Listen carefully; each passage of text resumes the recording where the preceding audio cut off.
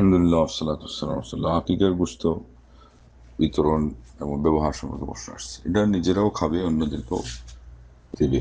এর মধ্যে আত্মীয়রা থাকতে পারে এবং গরিব দুঃখীরা থাকতে পারে। আর মানে থাকলে সম্ভব হলে এটা থাকা নিয়ম। এটা কুরবানির গোশতের মতো। আর কোনো পরিস্থিতি অনুযায়ী যদি সব খাতে না ব্যবহার করা হয়, একটাতেই ব্যবহার করা হয়, এটা জায়েজ হয়ে যাবে।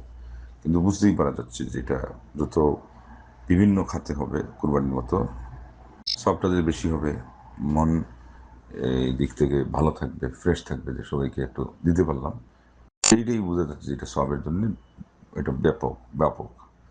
আর হওয়ার জন্য যেহেতু মাসালা আছে, পরিস্থিতি অনুযায়ী যদি শুধু নিজেদের মধ্যেই কেউ ব্যবহার করে কোনো কারণে পোষানো যাচ্ছে না, হয়ে যাবে, সমস্যা নেই। আর আল্লাহ রাব্বুল আলামিন জন্য তো ছেলের ব্যাপারে দুইটা প্রাণী রাখছে। এই দুইটা প্রাণী হাদিসে আল্লাহ নবী সাল্লাল্লাহু আলাইহি ওয়াসাল্লাম থেকে আসছে। ছাগল, এগুলোর কথা, এগুলোর একটা কারণ হলো যে এটা অ্যাভেলেবেল ছিল, কিন্তু গরুও জায়েজ আছে, উটও জায়েজ আছে। একটা উটও যদি জবাই করা হয়, এটা পোষানো যাবে।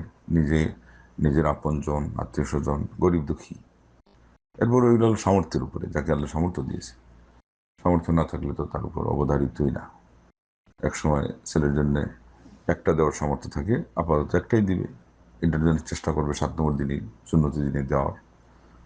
আরেকটা সামর্থ্য কোলায় নেই, ওটা পরে দিল। মানুষের দুনিয়াতে থাকা পর্যন্ত এটা সুযোগ আছে। একদল বলে যে 7 নম্বর দিন পার হয়ে গেলে সুযোগ নেই, এটা ভুল। 7 নম্বর দিন হলো ওই আকিকাই সুন্নাহ, সে আবার 7 নম্বর দিন হলো আরেকটা সুন্নাহ। তো দ্বিতীয় সুন্নাটা বাদ গেল, কিন্তু সুন্নাহ আসল যেটা মানুষ দুনিয়াতে আসার কারণে হয়েছে, এটা সে দুনিয়ায় থাকা পর্যন্ত বলবৎ আছে। হ্যাঁ, মানুষটা মারা গেছে, এরাও বলছে যে এই লোকের আর আকিকা নেই। তাহলে বুঝাই গেল তার আকিকা ছিল, তার দুনিয়াতে অস্তিত্বের সাথে, অস্তিত্ব যতদিন ছিল আকিকার সুযোগ ছিল। মানুষ মারা গেছে, আকিকা শেষ। কিন্তু নিয়ম যেটা উত্তম সেটা হলো যত বেশি ব্যাপকতা দেওয়া যায় তত ভালো। আর যদি অন্য কোনো কারণে ব্যাপকতা না দেওয়া যায়, জায়েজ হয়ে যায়।